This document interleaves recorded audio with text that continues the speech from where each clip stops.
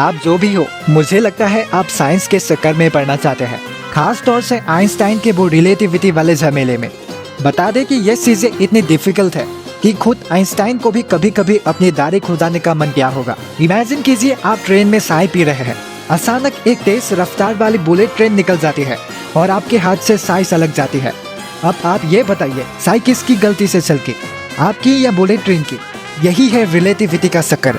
Einstein ने सिर्फ यही कहा है कि चीजें इतनी सीधी नहीं है, ये ज्यादातर देखने वाले के नजरिए पर डिपेंड करता है। मान लीजिए आपका दोस्त स्पेस में गया है, जो बाहर से आपको वीडियो कॉल कर रहा है, तो हो सकता है आपको वो उल्टा लटका हुआ दिखाई दे रहा हो। हमें पता है कि ग्रेविटी एक फोर्स है जो हमें जमीन पर चिपकाए रखती है।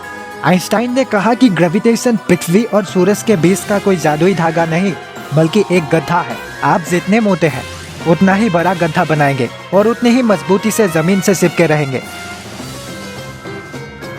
आइंस्टाइन को थ्योरी ऑफ रिलेटिविटी दिए आज 100 साल से भी ज्यादा वक्त हो चुका है।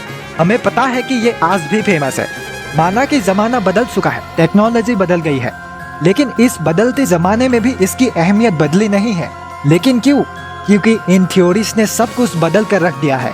आइंस्टीन की जनरल रिलेटिविटी थ्योरी आने से पहले हमें ये समझ में नहीं आया कि ग्रेविटेशनल फोर्स आखिर काम कैसे करता है। अगर ऐसा है तो न्यूटन ने क्या कहा था ग्रेविटी के बारे में? न्यूटन ने हमें जो बताया वो सिर्फ एक फॉर्मूला था, जो ये समझने के लिए है कि ग्रेविटी क्या कर सकता है, इसका स्ट्रेंथ क्या है। वो ये नहीं बताता कि एक्चुअली में ग्रेविटी कैसे काम करता है, ये कैसे अपना जादू दिखाता है। तो क्या न्यूटन ने इसके ऊपर ध्यान नहीं दिया? क्यों नहीं? इसलिए तो उन्होंने लिखा कि ये एक क्रिटिकल सवाल है जिसका जवाब सॉल्व किया जाना जरूरी है, पर फिलहाल के लिए इसे समझना पढ़ने वाले के समझ और नजरिए पर छोड़ा जाता है। फिर आइंस्टाइन ने इसे पढ़ा और जवाब ढूंढ निकाला। वो 1905 में अपना स्पेशल रिलेटिविटी पेश करता है, जहां उन्होंने टाइम और स्पेस को लेकर हमारी समझ को रीडिफाइन किया। तो क्या न्यूटन का थ्योरी बेकार है? नहीं, बिल्कुल नहीं। ये रोजमर्रा की जिंदगी में ग्रेविटी को समझने के लिए काफी अच्छा है।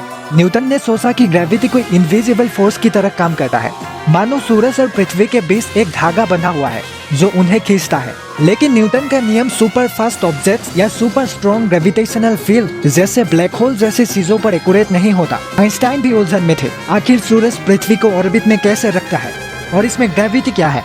वो इस बारे में सोचते रहे और 1907 में एक दिन आइंस्टाइन ने कुछ ऐसा सोच लिया जो उनके लाइफ का सबसे हैप्पीएस्ट थॉट बन गया। आइंस्टाइन ने सोचा कि क्या हो अगर ग्रेविटेशन कोई धागा या फोर्स नहीं, बल्कि स्पेस और टाइम के ताने बाने में पैदा हुए खिंचाव का ही नतीजा हो।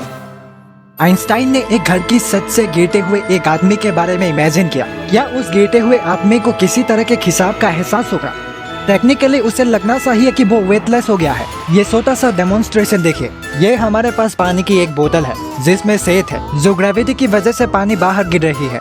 लेकिन अगर आइंस्टाइन सही है, अगर इस बोतल को नीचे गिरा दिया जाए तो पानी में ग्रेविटी का असर खत्म हो जाएगा, मतलब पानी को ग्रेविटी का एहसास नहीं होगा। इसलिए पानी का बाहर निकलना बंद हो जाना चाहिए। तब आइंस्टाइन को समझ में आया कि ग्रेविटी और मोशन के बीच कोई लिंक है।